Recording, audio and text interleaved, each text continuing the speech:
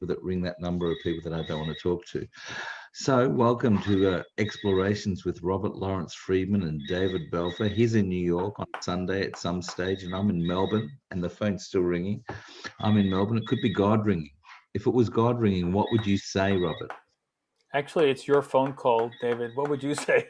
What would I say? If it was God ringing, I'd probably say, "Good afternoon, this is David." That's and appropriate. Why don't you play God and we'll start off that conversation? Okay, David. So how are you today? Robert, I celebrated my 53rd birthday this weekend past. I was engaged by many people from around the world at different times of the day and night when their time frame came along and Facebook said, "Hey, it's this man's birthday."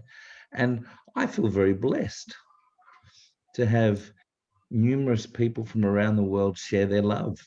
I feel very humbled by that too, because it gives me a big shine on the inside. You got it already, David. I already got what? The big shine. Ah, thank you.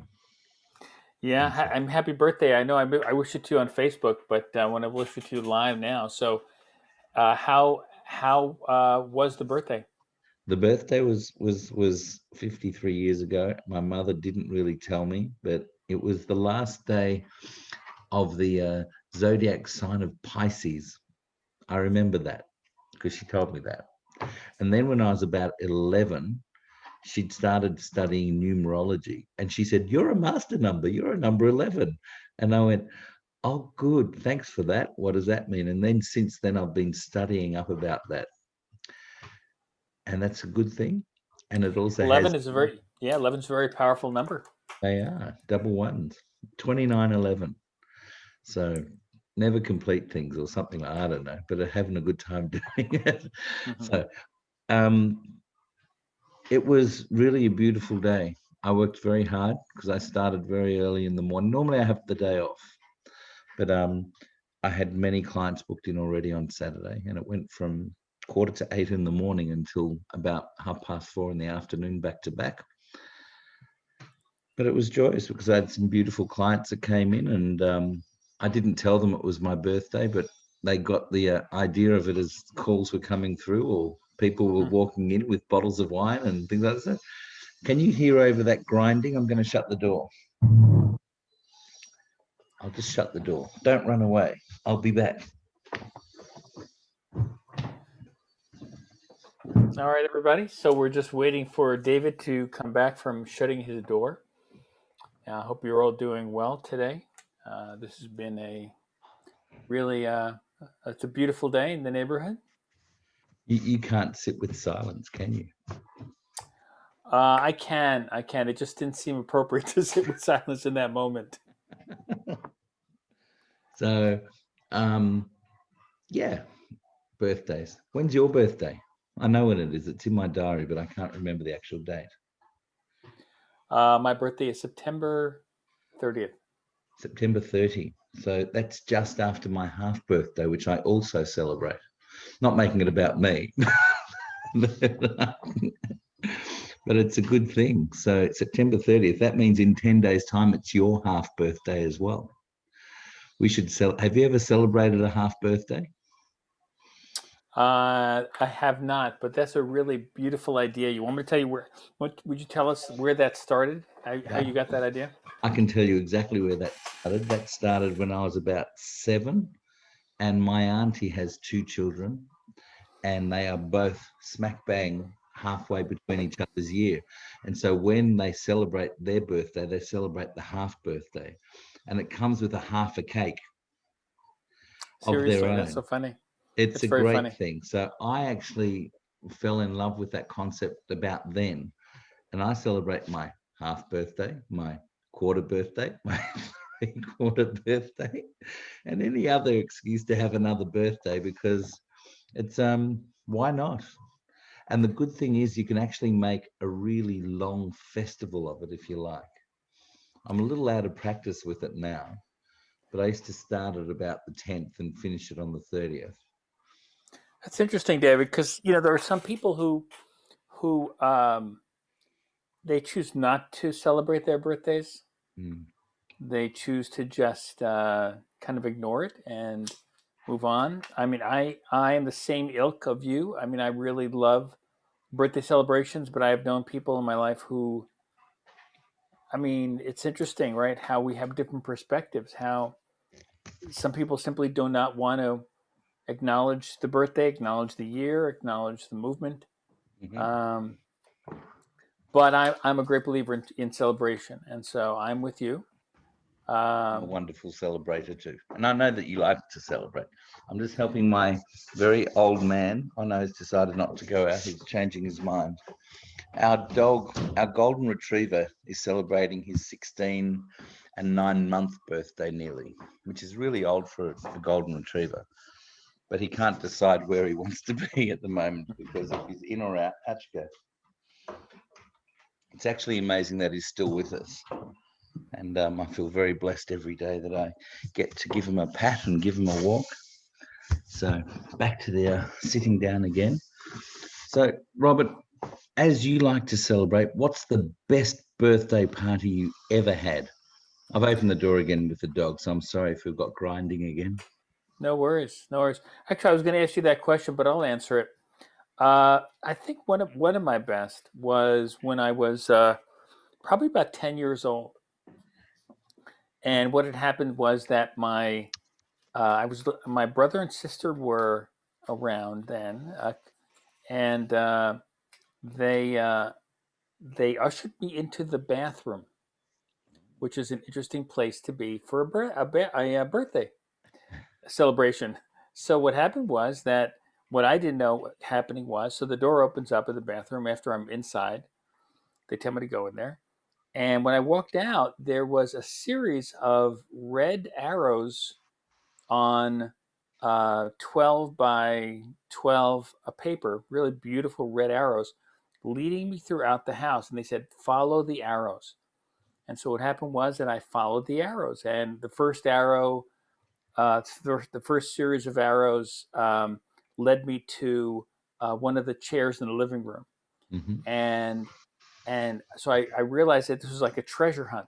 So I had to look for the present. And so I lifted up the cushion, and there was in front of me a my first drum pad, which my father had constructed out of wood, rubber, and love. Wow. And then I went from there to other arrows around the house, but it was just for a 10-year-old who had never experienced a treasure hunt before. I did feel very loved and I think that kind of was the beginning of setting me up for birthdays as celebration, and it felt very special. So how about yourself? What was your best birthday? Many of my birthdays I've spent I'll change that.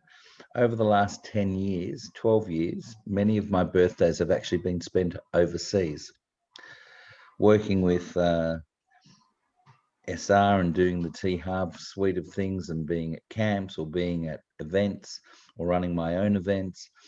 But there are a couple of times in the last 5 years where I've actually spent my birthday in Sedona in Arizona. And that's the picture that's actually right behind me. I don't know if you can see that. That's on top of a cathedral rock. It's a great picture. Yeah, beautiful picture. It is. I just feel it every time I look at it, and I look at it a lot because it's my screensaver on my computer. However, I think it was 2017. I left. We were staying in Scottsdale, Arizona. It's about an hour and a half drive from Scottsdale to Sedona, and I wanted to see the sun come up in Sedona. So I left at about 4 o'clock in the morning and drove and arrived. And there's another walk which is not. I can't remember the actual name of it right now. Anyway, I started to walk this and watch the sun come up and watch the glow of the golden sunlight onto the red rocks. And I literally walked for about an hour and a half experiencing all of that to myself. And then I drove into town and had a breakfast by myself, spoke to nobody except for the person that I purchased my breakfast from. And I just felt so amazing. And it wasn't the 20th in America, it was the 20th in Australia. And the next day I did it again because it was the 20th in America. So Beautiful. it was, even though I was by myself on that day, I actually had one of the most beautiful experiences of my time because it was a gift to myself. And I don't often outwardly do that, but that was probably one of my favorite of all times. Yeah, beautiful. Actually, I had a really nice experience in Sedona. I my brother lived in Arizona for a long time, and I don't know if you remember. I don't even know if this was before your time, but there was something called a harmonic convergence. Do you remember that? Heard of Or it? have you heard of it? Explain what it is. I have heard of it. It was a time when it was believed that certain energies would coalesce around certain areas of the globe, and that it was a kind of a peak experience. It was going to be a peak experience, and so everyone was going to Sedona, where one of these peaks was going to be. And I was probably about 16 years old, 15 years old, and so I had my brother take me over there, drive me to Sedona, and then leave me on a mountain. And so I ended up climbing this mountain where there were thousands of people all around. And then we were going to stay on this mountain overnight in Sedona. No backpack, no sleeping bag, nothing. Simply just kind of being present and enjoying the moment. And I remember I ended up sitting next to this guy who was from Brooklyn, and we were just talking about New York and Brooklyn, and it was kind of funny. Out of all the people who I'd sit next to, it was like this guy from like the next town over. Yeah. But it was a beautiful experience, and so anyway, that was my Sedona experience. Sedona is absolutely extraordinary. If anyone is on this and able to at some point visit this place, I mean, the rocks are, as David said, I mean, they're red, and they are. I mean, the mountains are red. Everything is red. It is extraordinary. It's an And actually, epicenter of healing energy for me. mm-hmm. And I walk into Sedona. It's actually similar to me as when I climb the hills into Jerusalem. That there's energies that come and I feel it, and the anticipation builds up inside of me, and I start to not tremble, but it's excitement builds up, and then it just sort of envelops me. I can't talk for anyone else, but the energy for me is just stunning. I haven't been there with Bridget yet. That's one of my goals, was to get there actually this year, but I don't know that we're going to get there yet. We're still about 6, 7, or even I don't even know how many months away from them even having the shots available for us. So. Oh, really? Okay. Yeah. We have the shots here. Actually, I was vaccinated as of a couple of weeks ago. Do you feel any different? Do you feel smarter? Not smarter, but I mean, the first Safer? shot was maybe a little safer. The first shot was I felt just a pain in the arm, and second shot I felt tired and some pain in the arm. It was very mild, whatever those symptoms were. But I do feel a little bit safer. Yeah, a little. I mean, the reason why a little is because now they're talking about variants that are around that sidestep the vaccination. So, I mean, I'm still not 100% feeling completely safe, but a little bit, honestly, a little bit. Cool. That's cool. Now, I asked you a question before we got online earlier on, which was, I said, have you been mischievous? And you said, did I miss the bus? or something like that. I thought that was hilarious. So we started before Robert and I. Do you mind if I share what I'd sent you in our message from earlier on? Sure, sure. Robert and I often don't have any idea as to where this conversation is going to go. That's why it's an exploration, because it's uncharted waters. We're pioneers in this. We don't. I think this is our 18th or 19th episode. I can't remember. I forgot to put the screen up with the running waters, but it doesn't matter today because we've got Sedona behind us. However, I sent a message saying, "Is there anything you wish to discuss?" And Robert said, "No, you." I said, "Write down 3 things and surprise me with them." And I don't know if he did. I went to the little room beforehand, so I didn't have a pen with me. But it doesn't really matter. So, did you write anything down? I did not. I did not. You didn't do your homework in that 2 minutes. I mean, I prefer to just stay extemporaneous rather than planning it. Oh, now that's a good word.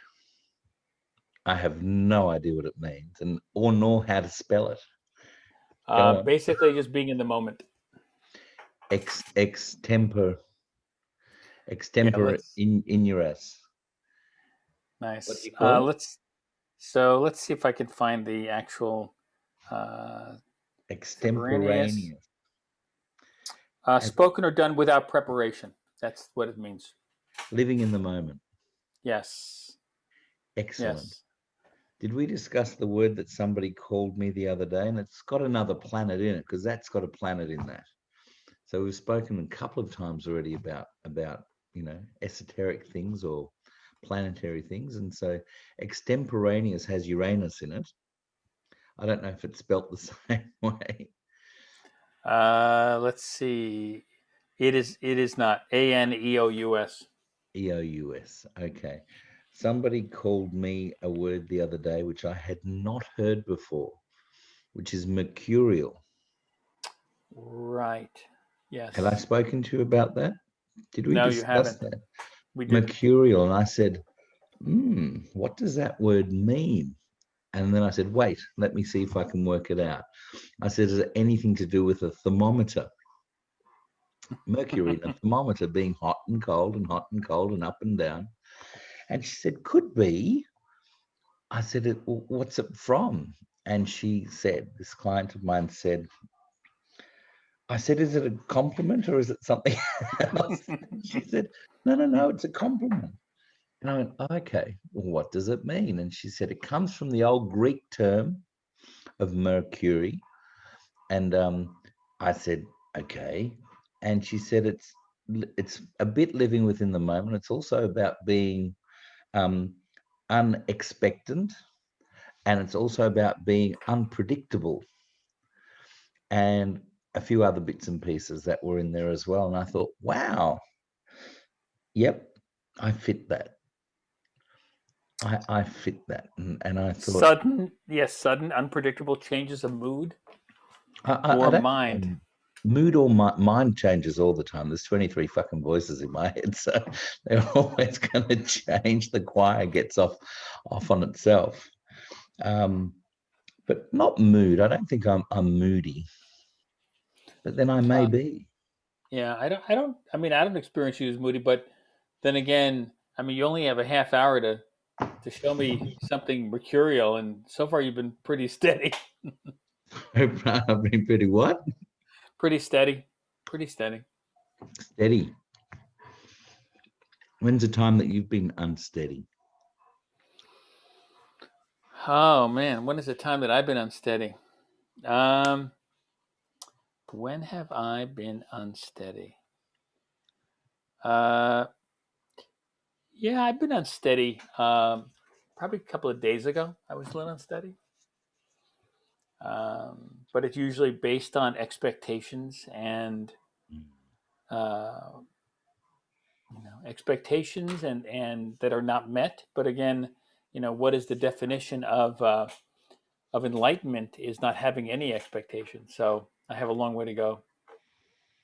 Wow, that's interesting. So you went from unsteady to expectation. That's an interesting bow that you've drawn there. Do you like the way I did that? Look, here's my arm. I gave blood again today. Gave plasma, and I had this For you. young lady who's been working there for the last couple of years, and she came to me and she looked me in the eyes. She checked me and she said, "I'm leaving," and I went, "Oh." I said, "Was it something that I said?" She said, "No, she's not getting on with shift work. She doesn't like it." Hmm. And I said, "So what do you want instead?" This is going back to expectations. She said, "I want to know when I start work and when I go to work and when I finish work and know that I'm done." I said, "Don't you have that when you work here?" She said, "Yes, but it can be different days. I'll be there from 7 in the morning till 3 in the afternoon, and the next day might be." She said, "I don't want to find out the week before that I have to plan again for the next week. I just want it to be the same." And I went, that's interesting. And she said, "What's interesting?" I said, "You don't seem to be the kind of person that likes things to be the same." I said, "From your personality that I know." And she said, "Oh, it's just tiring always having to have to plan something." And I said, "Why do you have to plan?" And she went, hmm. That was it. That was the end of the conversation. So that was interesting. But expectations, wow, letting expectations be up or down. I had no expectations on my birthday, but I got some amazing gifts. What did you get, David? I received um, a beautiful book from a dear friend, and then I received 3 book vouchers from family and friends. So obviously, people think that I need more books at the moment. I might need to expand my verbiage, considering I didn't know what mercurial was. Or what's that other word you mentioned before? Extemporaneous. That's such a good word. So people actually might believe, though, that you are a reader already, or else they would not have given you the books if they thought that you were not a reader. I mean, they usually, again, they had the expectation, I would believe, that you would want to read the books. I do. Um, I but have many. I guess there's two ways to look at it. One is they need you to read. You need to read more because they got you that, or that you seem like a reader, and so they bought you things that would fit in with your personality. Which one are you going to choose to see it as? So you're making me decide. You're making me choose. It's an either or situation. Well, or it can be both. It can be both. I'll accept it as both. Okay, But is that's there it. any? Are there any other options on that as well? Give me three. Uh, Three more. I need 3 more. So there's either I'm not a reader. They think I need more reading. The second one is whatever else he said, and then I need 3 more. good luck. Do you have three? No, I'll come back to it as homework. These could be the 3 things that I asked you to write down before. Um, what's the weather like in New York at the moment? It is warming up here. Yeah, my wife and I went to our state park today, walked around a little bit. Had a lovely Filipino vegetarian meal last night at this restaurant that has become our absolute favorite called Saramsam. Sorry, So I'm and and my wife and I actually really love TikTok. Have you had a chance to look at TikTok? um, not on purpose. It is very entertaining and educational and informative. Right. Um, I What mean, have you learned in the last 24 hours on TikTok? let's see, what have we learned? Yeah, we learned about this fantastic restaurant in the city that serves lemon ricotta pancakes in a Japanese style, and they serve brunch. And we made reservations after we saw the TikTok for brunch next Sunday at 10:30, and we're really, really excited about it. This think is what I learned. Yeah. that sounds amazing. So they do it in a Japanese style. Does that mean that it's sliced very finely and looks absolutely exquisite on the plate? And Those then you are feel that sushi you're it's. talking about. You're talking about sushi. We're not talking about sushi. I'm talking about Japanese concept, which is generally very, specific, very Right. beautiful to look at. I mean, they're actually puffy. They're more puffy um, Fig pancakes. So, I mean, pancakes. the ones we've seen have actually been large pancakes, Japanese style. So it's a little different than what you're talking about, but it's reflective of what we have seen as pancakes in Japanese restaurants. There you go. So that's the best thing you've learned. That's amazing, Robert. I'm glad that your brain is expanding, and your stomach may expand with. That is true. That is very true. That's very That's true. funny. The things that I look at, I've seen a couple of things. Somebody was talking to me a couple of weeks ago about TikTok and about utilizing it as a marketing tool, obviously, as this restaurant has done, and Yeah. utilizing it for our business, because I don't know how long they are. They're like 20 seconds or 15-second Yeah, short I don't know exactly, but it's spurts. very, very short. Yeah, 20 seconds, 30 seconds tops, I think. Um, and so there's a lot of things to learn about that from business perspective and from, um, I suppose, branding, Yeah, self-branding, or yeah. I will tell you, there's a very specific way that it's done, um, and very quick, and a lot of narration, and very entertaining, and very personal, very, very personal. It's almost like your friends, your best friends, are sharing something with you that is new and interesting and informative. I mean, it ranges from, we have we have a what is this, a monkey named George, who we watch all the time because he's on there all the time, opening up gifts of people that people send him gifts, and he receives all these gifts, and he loves to eat dried fruit. There's a hyena, a pet hyena, that is on there, very entertaining. And again, it's really interesting because people are again, it uses this. It seems like people have very difficult time concentrating in our day because there's so much information. I read this really interesting piece of knowledge about our time. The amount of information that people receive in one day, in our lifetime, one day, is the same as was received in the entire lifetime of someone in the early 1900s. I mean, their entire lifetime. Think of that. I mean, that yeah, is extraordinary that we that, receive so much information. It's equivalent to the whole life of somebody in the 1900s. that's actually, it is extraordinary. It's also quite sad, um, because I say that because I don't know when people get to turn off. Now, there are many people that know how to turn off. There's meditation, there's sleep. We hope that people can turn off when they're sleeping, but often they don't, me included. Um, there's there's amazingness out of that statement, and there's also sadness in that statement for me. I Because understand that. Yeah, I the understand. simplicity of life has disappeared. We're looking for entertainment in 30-second grabs of a monkey eating a dried apricot, going, "Hey, this is good."